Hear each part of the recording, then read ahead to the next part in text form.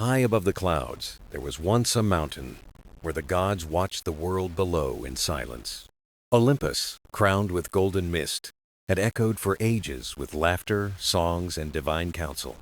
But now the halls were quieter, and the air held a weight of change that even gods could not ignore. Among them stood Zeus, the ruler of the skies, with eyes that carried both thunder and sorrow. In his hand rested a single thunderbolt, the last of its kind, gleaming with ancient light. It was not fire for battle, nor storm for fear, but a symbol of power waiting for a new purpose. Time had shifted, and mortals had grown stronger, daring to live without constant guidance. The gods felt this change, like the slow fading of a song remembered only in whispers. Zeus, once the voice of storms, wondered if his thunder was still needed in this fragile world. The winds carried questions, and the stars gave no answers. Only a patient silence above. So begins the tale of the last thunder of Zeus, not of war or fury, but of destiny and choice. The halls of Olympus stood tall, yet a stillness lingered that no feast or song could chase away. Marble columns gleamed in fading light, but their brilliance no longer spoke of endless triumphs. Echoes of past laughter drifted like fading smoke, vanishing before they reached the golden gates. The mountain had seen centuries of voices, but tonight it cradled only the silence of thought. Zeus, lord of the sky, sat upon his throne, carved from clouds and lightning now dimmed. His eyes searched the horizon where the mortal world stretched, restless and alive beneath him. The air held the scent of change, like rain waiting behind distant hills, refusing to fall. Once he ruled with thunder, his voice carried in storms, his will etched into lightning strikes. But the thunder no longer roared for fear. It rested, patient, like a story unfinished. His hands, weathered by centuries of power, cradled a single thunderbolt, bright yet calm. It pulsed faintly, like the heartbeat of a creature deciding whether to wake or sleep. Around him, Olympus was quiet, the other gods distant, wrapped in their own contemplations. The feasts of old had waned, replaced by murmurs of endings and whispers of beginnings. Even immortal hearts could feel the weight of time, though they never marked its passing. The world below had shifted, no longer trembling at every rumble of the heavens. Mortals had grown braver, building ships to chase horizons, fires to banish shadows, words to guide. They looked less to Olympus and more to one another, weaving destiny with their own hands. Zeus watched, half proud, half uncertain, unsure if his place remained in their stories. His throne felt heavier, not from stone, but from questions no thunder could answer. The sky itself seemed to ask him, would the last thunder be given or be kept? A soft wind swept through the halls, carrying petals from distant orchards, fragrant and gentle. The fragrance reminded him of times when gods and mortals walked side by side. He remembered laughter in villages, offerings laid on altars, eyes lifted in hope. Now prayers were fewer, softer, scattered like embers fading at the end of night. Zeus did not resent them. He admired their courage, their will to stand without divine shelter.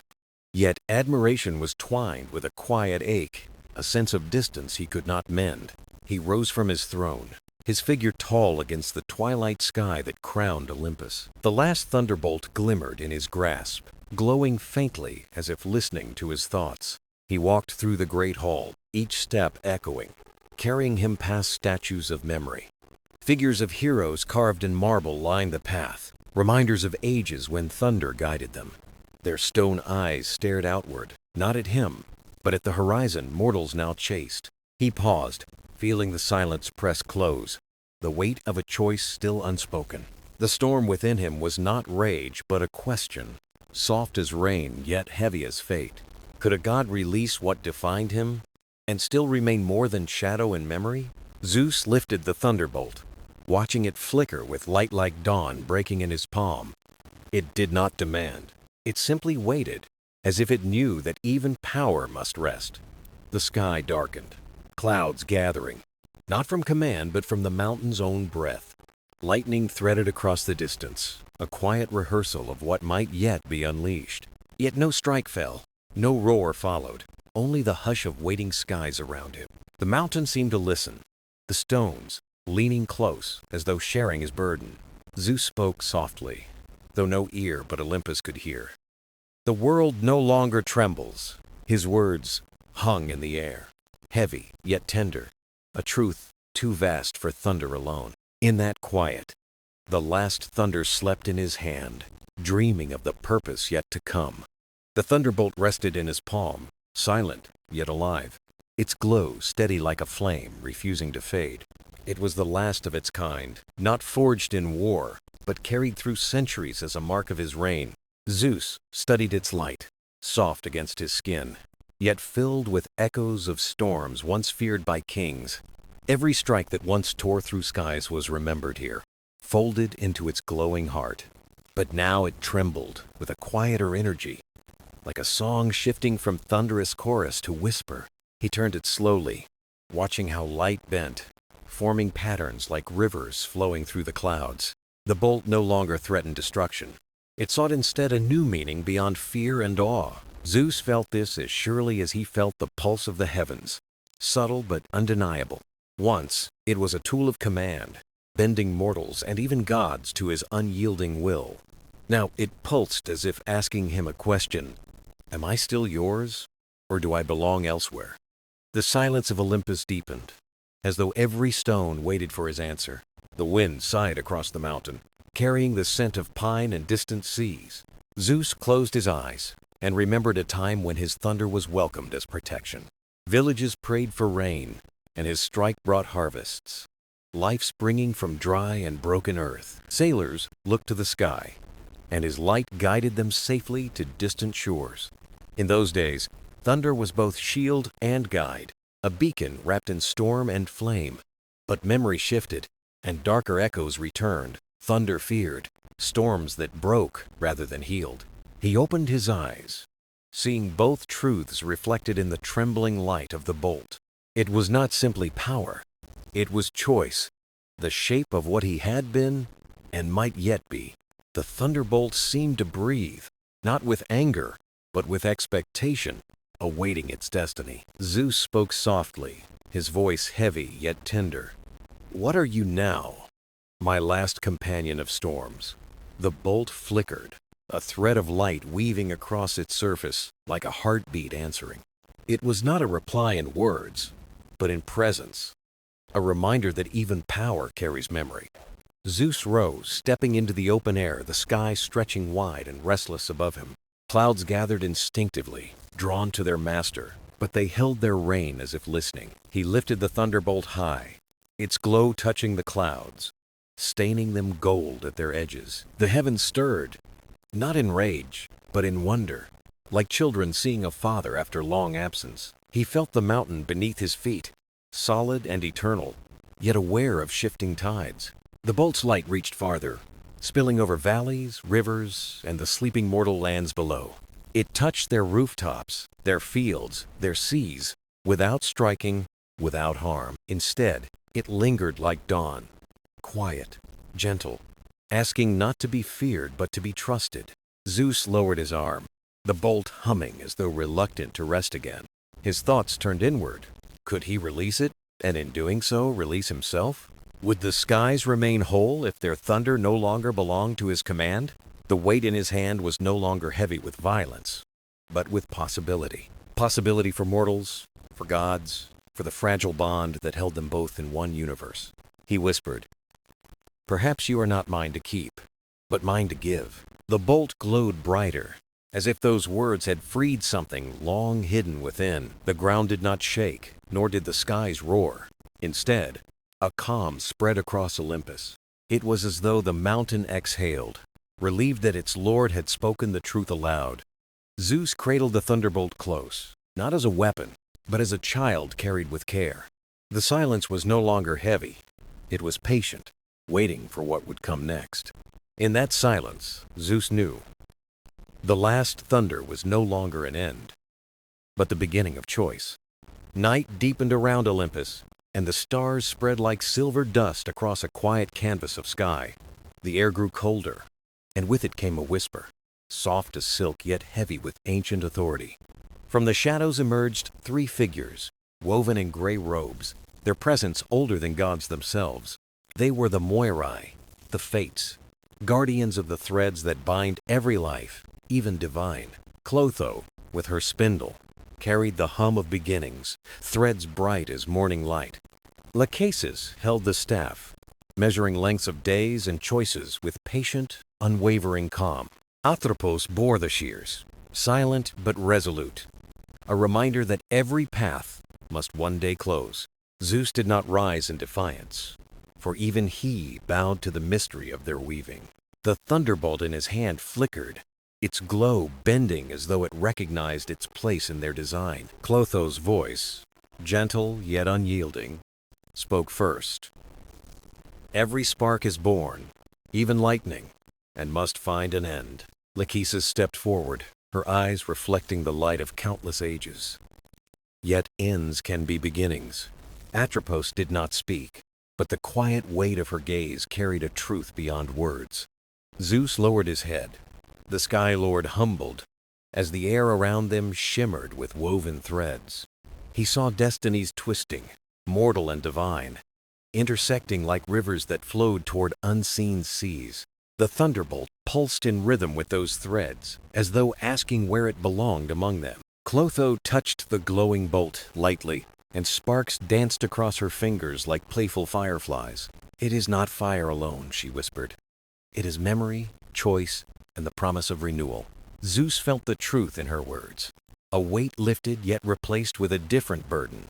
Lachesis raised her staff, pointing to the mortal world far below the clouds of Olympus. "Mortals no longer need fear," she said, "but they still need light, a guide, a spark of hope." The thunderbolt glowed brighter, echoing her words, shimmering like dawn spreading across unseen hills. Atropos finally stepped near, her shears glinting like stars carved from silence. She did not cut. Instead, she placed her hand over Zeus's, steady and final. Her voice was a whisper of inevitability. "It will leave you, as all things must." Zeus's chest tightened, not with anger, but with the ache of letting go. He looked down at the bolt, his last thunder, and saw in it not loss, but possibility. The Moirai moved together, their forms shifting like mist, as if woven from the night itself. They circled him slowly, their presence weaving calm into the trembling air. The mountain seemed to hold its breath, listening to the chorus of destiny unfolding in silence. Clotho sang softly, her voice like a cradle song. "What begins, begins again." Lachesis joined, her tone deeper, a balance of measure and promise. "What ends becomes another path." Atropos's voice followed, quiet as twilight. "And every choice shapes the world that waits." Their voices wove together, not commands but guidance, not orders but invitations to release.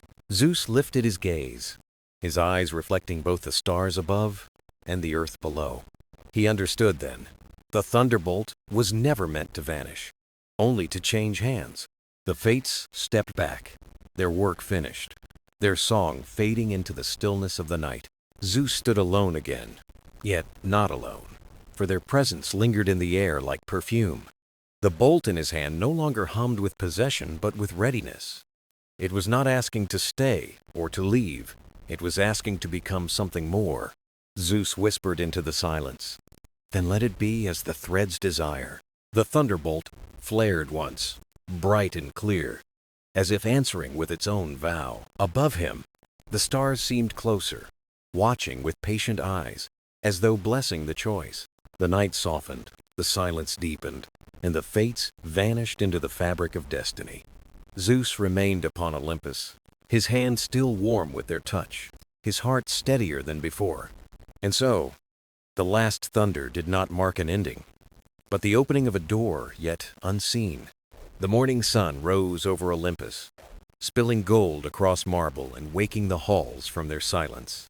Zeus stood at the edge of the mountain, the thunderbolt warm in his hand, glowing with quiet intent. The night's vision of the Fates lingered, their whispers folded into his thoughts like threads of truth.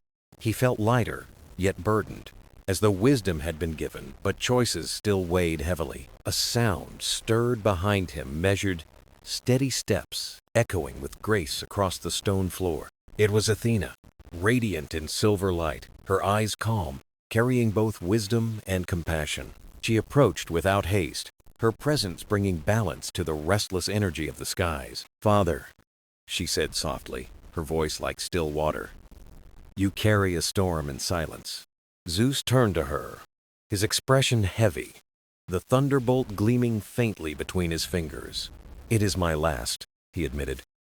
"The fates have spoken, and even thunder must find its place." Athena studied the bolt, her gaze thoughtful, not of fear, but of understanding. "It has been feared," she said, "but it has also been loved when wielded with care." Her words carried the weight of centuries, drawn from battles of mind and heart, not only war. She stepped closer, her hand brushing the air near the thunderbolt but never touching. "I see, not a weapon," she continued. "I see a flame, waiting for a vessel to guard it." Zeus listened, the words pressing gently against his doubts, carving clarity where shadows lingered. "The world changes," Athena said, her voice steady. "Mortals rise with courage, even without thunder." She paused, her gaze drifting to the earth below, where villages stirred in morning light. "They do not need fear to guide them," she continued. "They need wisdom, light, and protection." The thunderbolt flickered brighter, as if it, too, longed for a new form of purpose. Athena's eyes returned to her father, calm, yet unyielding, steady as the roots of the earth. "Let it be a gift," she urged, "not of power to command, but of hope to endure." Zeus's chest tightened, for her counsel rang true, yet the ache of parting weighed upon him. He spoke slowly, his voice deep as rolling clouds. "To release it is to release myself." Athena's lips curved in a faint, knowing smile, touched with both pride and sorrow. "Perhaps," she said, "but in release you may find the truest form of yourself." Her words echoed in the hall, not as command, but as invitation, leaving space for his choice. The mountain air stirred, carrying the faint cry of an eagle soaring high above. Zeus lifted his gaze, watching the bird carve the sky, free yet bound to the winds. Athena's hand came to rest on his arm, steady and reassuring. "You are not diminished by giving," she whispered. "You are fulfilled." Silence followed, but it was a silence filled with strength, not the hollow kind of loss. The thunderbolt glowed steady, no longer restless, its light soft but unwavering. It seemed to listen as Athena spoke, as though recognizing the wisdom in her counsel. Zeus looked again at his daughter, her face serene, her presence a mirror of clarity. "You speak with the wisdom of ages," he said. "Perhaps the thunder belongs not to me, but to time." Athena bowed her head slightly, her eyes shining with quiet pride. "Then let time carry it," she answered, "and let mortals find strength in its light, not its fear." Zeus lowered the bolt, holding it close as if memorizing its weight one final time. The mountain wind circled him, cool and tender, like the world itself waiting for his answer. Athena stepped back, giving space, her figure framed in the morning glow. Her silence spoke of trust, faith that her father would choose as destiny required. Zeus breathed deeply, the air filling him with both memory and resolve. In that breath, he felt the shift, the moment where endings bend into beginnings. The last thunder hummed in his palm, steady as a heart, ready to be passed on. And Zeus, guided by wisdom not of storm but of love, began to understand its path. The day stretched long across Olympus, the air warm with sunlight and the quiet hum of unseen winds. Zeus remained near the mountain's edge, the thunderbolt resting in his hand, a beacon of ancient power. His thoughts moved like clouds, shifting between certainty and doubt, pulled by memory and by change. Behind him, the soft sound of steps echoed, lighter than Athena's, carrying a different rhythm of presence. It was Hermes, swift-footed and bright-eyed, his cloak shimmering like woven dawn and dusk together. He approached with a smile that carried ease, but his gaze revealed questions not yet spoken. "Father," Hermes began, his tone gentle yet curious, "you look as though the sky weighs heavy." Zeus turned slowly, the bolt glowing faintly, its light reflected in Hermes's sharp, clever eyes. The thunder, Zeus said. Once my voice across the world, now waits for a place beyond my hand. Hermes tilted his head, the expression thoughtful, his lips curling with the beginnings of a smile. Thunder has always been more than noise, he replied. It is a promise that skies still listen. The words lingered, light yet carrying the depth of one who walks between gods and mortals. Hermes stepped closer, his eyes bright with mischief but softened by the weight of understanding. I've seen mortals look to the sky, he said. Not with fear alone, but with hope for guidance. Zeus lowered his gaze, watching the faint sparks run across the bolt like rivers of living light. And yet, he murmured, to pass it on is to step away from what I have always been. Hermes let silence stretch before answering, his voice calm but edged with truth. You are not only thunder, Father. You are the sky itself, vast, endless, never diminished. The words struck Zeus, not with force, but with clarity, peeling away the fog of doubt. Hermes' tone grew lighter, almost playful, as if to soften the weight of his counsel. If thunder must find a new bearer, he said, then let it be given, not lost. Zeus's hand tightened slightly around the bolt, its hum steady, like a heart waiting to be heard. Hermes' eyes glimmered with curiosity as he leaned closer, speaking with the candor of youth. Have you thought, he asked, that perhaps thunder is not meant for gods at all anymore? The question hung between them, daring yet tender, as the mountain winds stirred the silence. Zeus raised his brow, his voice deep and measured. You would give thunder to mortals? Hermes smiled, the kind that held no mockery, only the spark of possibility. Mortals dream fiercely, he said. They stumble, they rise, but they carry fire in their spirit. Zeus's eyes drifted downward, watching the villages below, where smoke curled gently from small hearths. He imagined a mortal hand carrying the thunder, not as a weapon, but as a torch. The vision stirred him, both fearful and hopeful, a bridge between endings and beginnings. Hermes' voice broke softly through the thought, like wind weaving through tall grass. Thunder is not diminished by passing on, he said.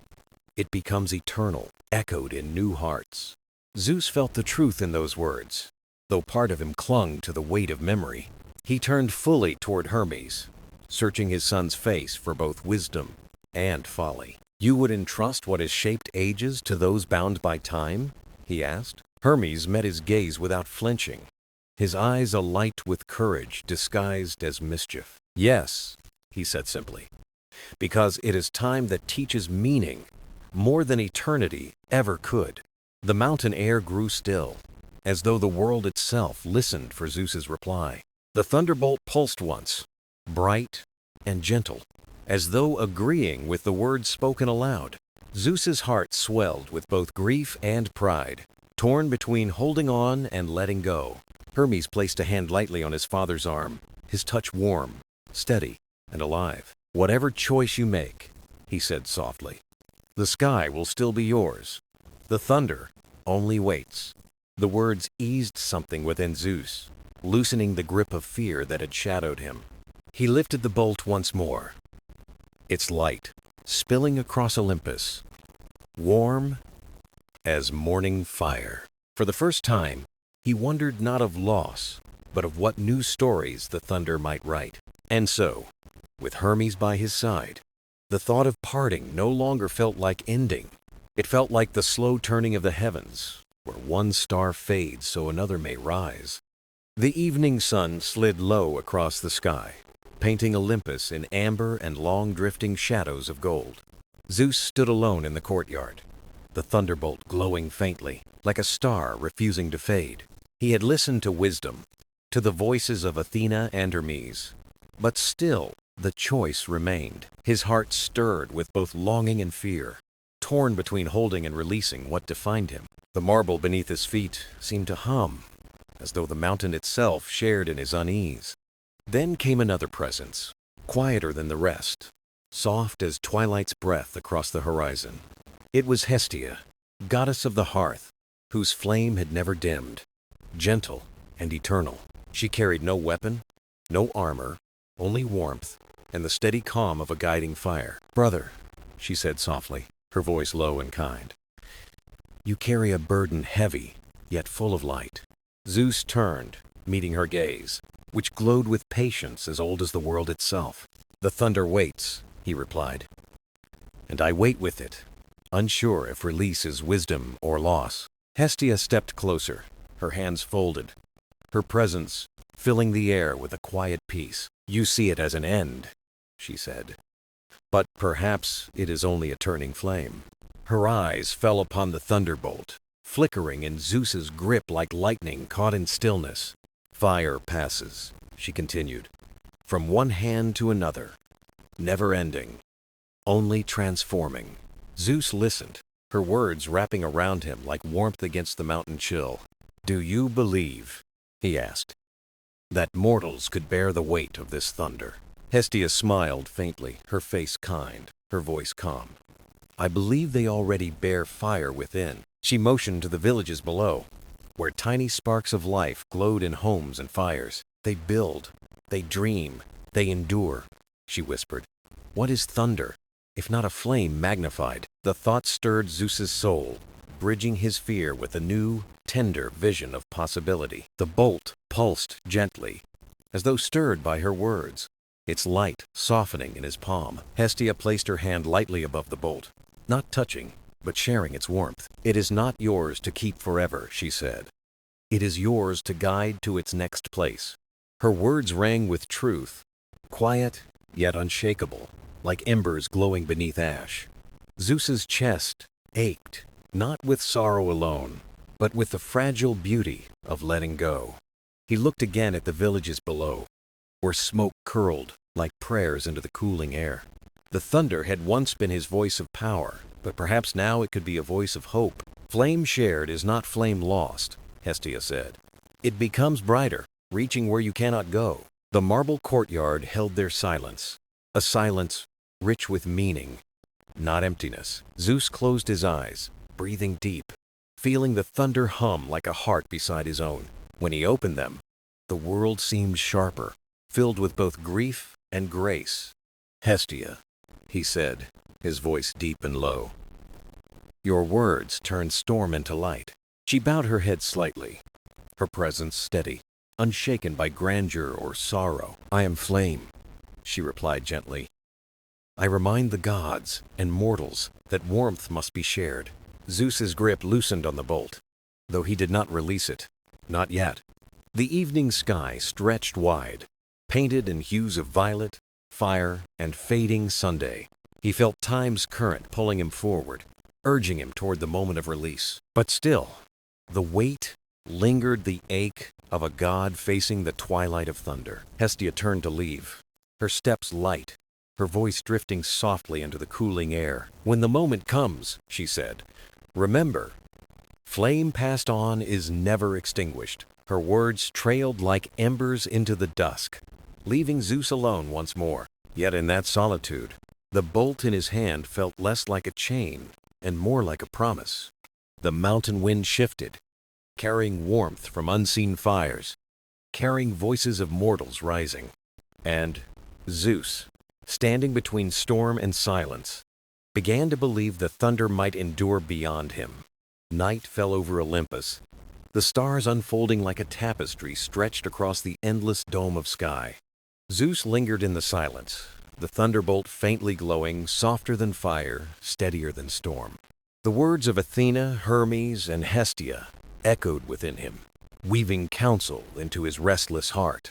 But one voice still lingered in memory, unspoken yet felt, the voice of Hera, his queen.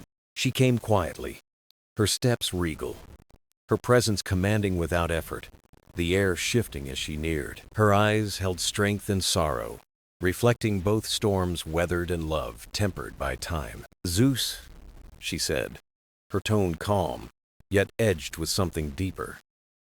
You have walked heavy in thought. He turned, studying her face, which bore no fear of thunder, only the weight of truth. The bolt trembles, he replied. It waits for an answer, and I fear both giving and keeping. Hera's gaze fell upon the thunderbolt, her expression unreadable, shaped by centuries of knowing him. You see it as power, she said, but I see it as burden, carried too long, alone. Zeus frowned, his hand tightening on the glowing shaft, the hum deepening in response. I bore it because it was mine, he said.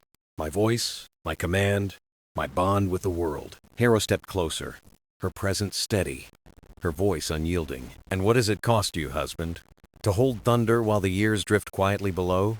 Her words struck not as accusation, but as truth sharpened by love and memory. Zeus's breath slowed, his chest heavy with the weight of centuries locked within the bolt. I feared, he confessed, that without thunder, I would be less than Zeus, less than king. Hera's hand reached, not for the bolt, but for his hand, steadying him in silence. You are not thunder, she whispered. You are the sky, the father, the ruler who binds us still. The thunderbolt flickered, dimming slightly, as though humbled by her words of truth.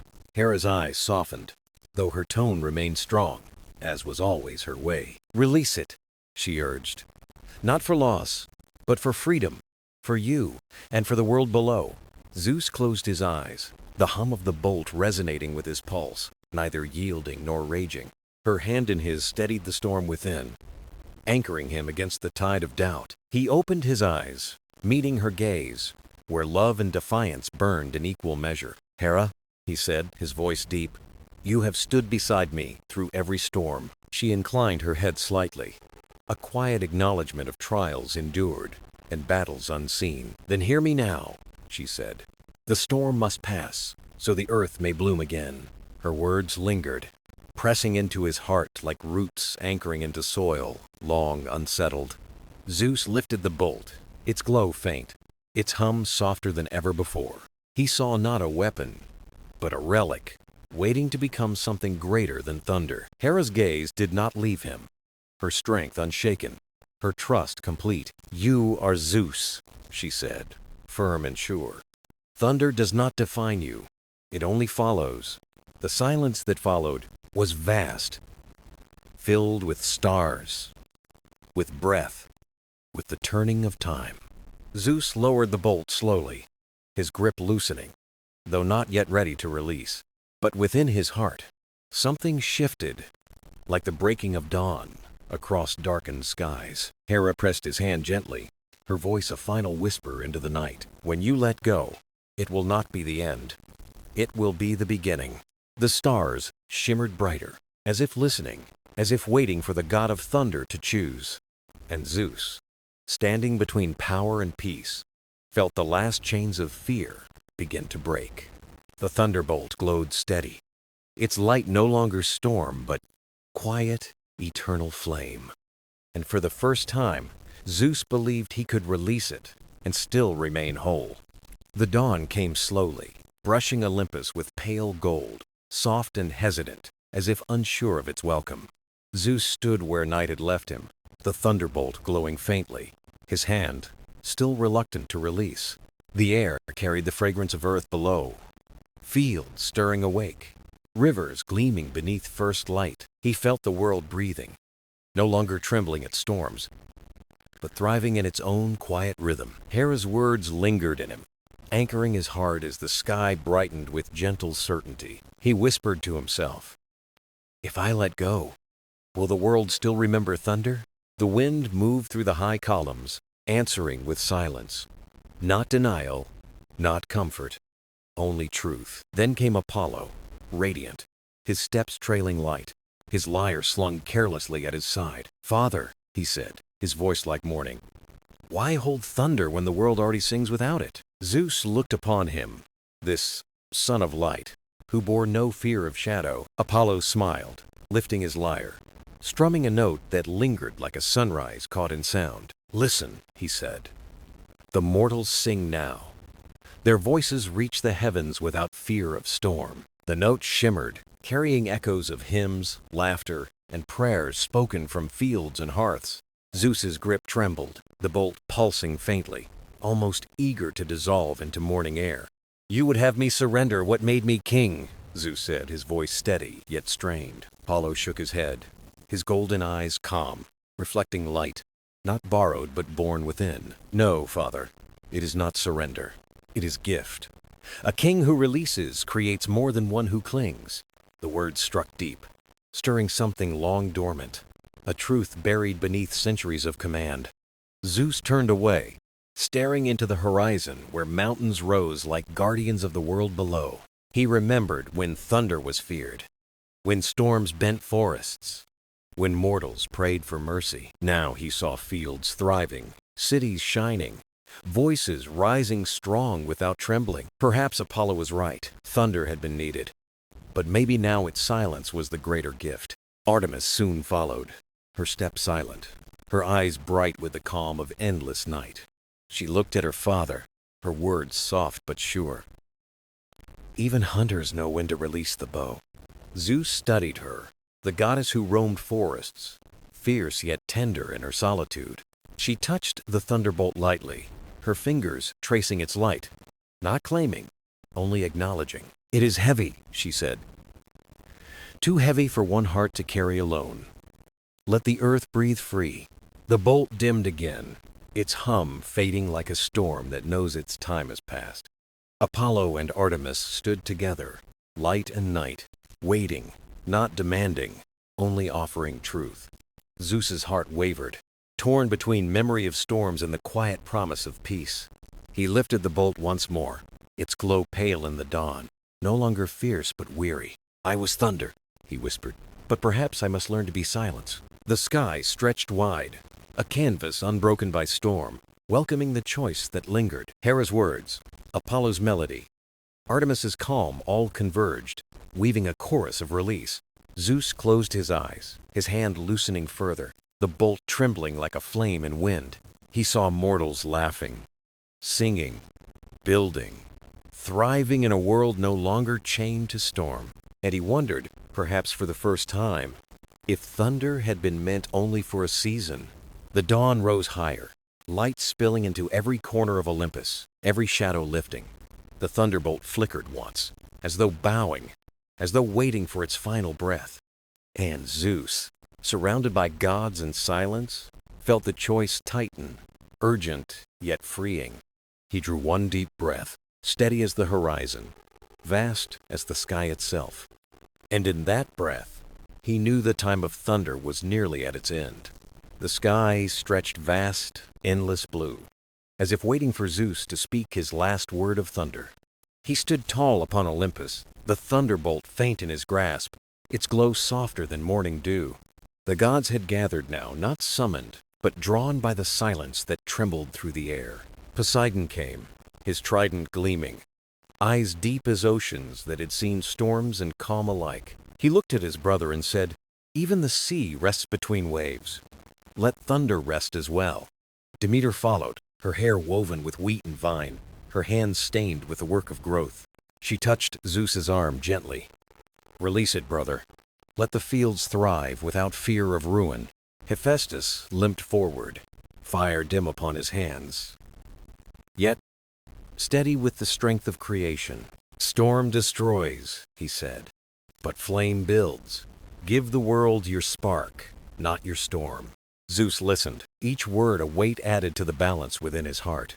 The thunderbolt pulsed weakly, like a dying star refusing to fade before its final glow. Then came Dionysus, laughter in his step, eyes alight with mischief and sorrow entwined. "Father," he said, "life is too sweet to be drowned in thunder. Let mortals drink joy, not fear." The air thickened with voices, a chorus of truth rising from those who knew him best. Each god spoke not of weakness, but of freedom, urging him toward the choice waiting before him. Zeus lifted the bolt higher, its hum shaking faintly, like the echo of storms long past. He looked out at the world below, fields bright, seas calm, cities alive with mortal dreams. "Have I been king?" he asked aloud, "or prisoner of the storm I carried?" The gods were silent, their gazes steady, letting the question settle into his soul. Zeus's hand trembled, not from weakness, but from the weight of letting go after eternity. The bolt flickered again, its light bending, ready to vanish into the air like mist. Athena stepped forward once more, her eyes bright with wisdom born of patience and war. "You are not less without thunder," she said. "You are more because you choose peace." Her words struck like lightning, but not in fury, gentle, clear, piercing through the fog of doubt. Zeus's breath deepened, filling his chest with the calm of the open sky. He looked at his children, his siblings, his queen, all gathered in quiet reverence. For the first time, he saw not subjects, but companions, bound by more than his thunder. The thunderbolt dimmed further, its hum now a whisper, waiting for his final decision. Zeus raised it once more, holding it high where sunlight caught its fading glow. "This thunder," he declared, his voice steady, "is not an end, but a gift returned to the world."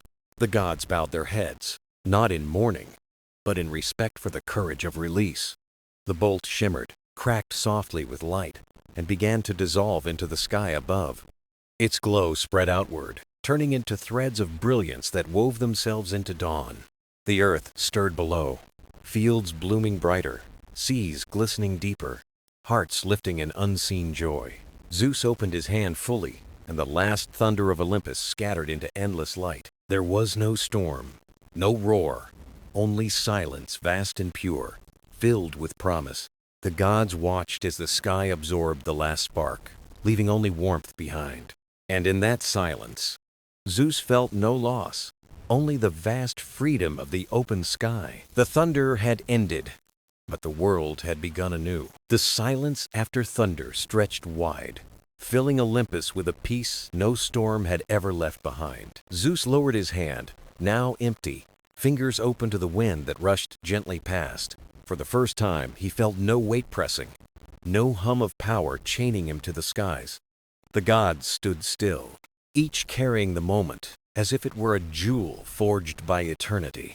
Hera approached, her eyes soft, her hand finding his with quiet strength. "You are free," she said, "not as comfort, but as truth carved deep in stone." Zeus breathed in, and the air was light, carrying scents of earth, sea, and fire. The world below stirred, unaware of the thunder's final rest, yet somehow brighter in spirit. Apollo strummed his lyre, notes rising gently, weaving melody where thunder once ruled. Artemis lifted her bow skyward, honoring the silence as if it were a sacred hunt completed. Poseidon struck his trident upon the ground, waves rising not in fury, but in rhythm with life. Demeter scattered seeds across the marble floor, vines curling as if touched by dawn. Dionysus laughed, his joy unshackled, wine spilling like rivers of celebration. Athena watched in stillness, wisdom etched in her gaze, knowing balance had been restored. Zeus looked upon them all, not as a king above, but as a brother, a father, a companion. The thunder was gone, but in its place remained something greater: unity, trust, and renewal. He raised his voice, calm and steady, no longer booming, but resonant with quiet authority. "My reign was thunder," he said, "but let my legacy be peace, so the world may thrive." The words carried, soft yet unyielding, spreading through Olympus like the warmth of fire. The gods bowed their heads, not in submission, but in reverence for the choice he had made. The sky above shimmered, no storm clouds forming, only light cascading like silver rain. Mortals below lifted their faces to the sun, feeling warmth they could not name. Children laughed, fields flourished, sailors sailed without dread of sudden fury. Life went on, richer, freer, untouched by thunder, yet blessed by its memory. Zeus turned to Hera, his heart lighter than in all his centuries of rule. "Will they remember me?" he asked, his voice bare of pride, only filled with wonder. She smiled faintly, her hand brushing his. "They will remember not the storm, but the sky." The word settled in him, soothing as rivers that run endlessly, never asking to be noticed. Zeus stepped away from the throne, its marble cold, its gold untarnished yet empty of meaning. He looked one last time at the high halls of Olympus, echoing with stories of storm and glory. Then he walked into the light, not vanishing, but blending into the vast sky itself. No longer a king of thunder, but the endless horizon, eternal, quiet, and free. The gods watched him go, and none called after him, for they knew his journey was complete. The world turned, the seasons shifted, and no thunder split the skies again. Yet sometimes, in the distance, mortals swore they heard a soft echo, not of storm, but of song.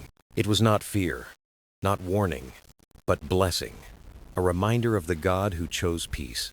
And so the tale of Zeus's last thunder was carried not by storms, but by whispers and stars. The skies remained wide and open, filled not with lightning, but with infinite promise. Olympus thrived, the gods closer than before, their bonds deepened by the silence of thunder, and mortals lived with courage, guided not by fear of storm, but by trust in their own hands. Thus ended the reign of thunder, and thus began an age where silence spoke louder than storms. The last thunder of Zeus was not destruction, but creation, the birth of a gentler eternity.